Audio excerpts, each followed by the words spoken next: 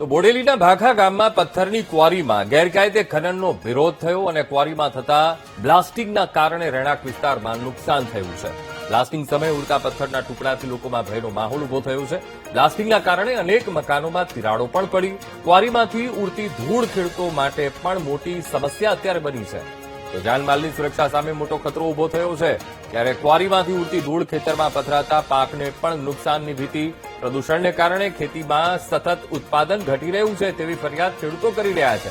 જંતુનાશકો અને અન્ય ખર્ચ વધતા જગતનો તાત આર્થિક રીતે પાયમાલ બન્યો છે. ક્વોરી સામે યોગ્ય પગલાં લેવા માટે ગ્રામજનોએ માંગ કરી છે. જે સખત વિરોધ કરે છે કે આ ક્વોરી બંધ થવું જોઈએ. ઢોરમાં, બાળકોમાં બધી હરેક જગ્યાએ નુકસાન છે. 4 ગામોને બાળકોમાં નુકસાન છે, 4 સ્કૂલો આવેલી છે, એટલે વધારે પડતું નુકસાન છે. અને પહેલા પિયત થતું હતું, 200 ફૂટે પાણી ચાલતું હતું, અત્યારે 1000 ફૂટ કરીએ છીએ તો પાણી નથી આવતું. એટલે જેટલી 4 ગામોની એની આજુબાજુની જમીન છે એ બિન પિયત થઈ ગયેલી છે.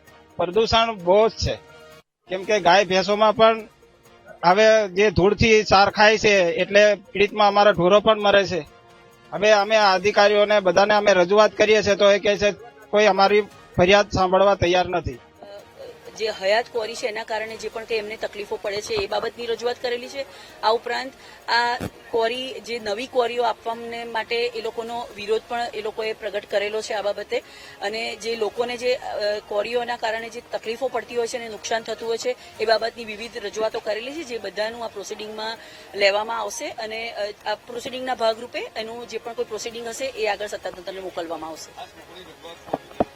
લોકોની આ ક્વોરી બાબતે વિરોધની રજૂઆત હતી. તે લોકોની રજૂઆત હતી કે એના કારણે જે પણ કોઈ લોકોને આજુબાજુ નુકસાન થાય છે, જે ડસ્ટિંગના કારણે નુકસાન થાય છે, રાતના ટાઈમે જે બ્લાસ્ટિંગ થાય છે એના કારણે અવાજના એ લોકોને તકલીફ પડે છે.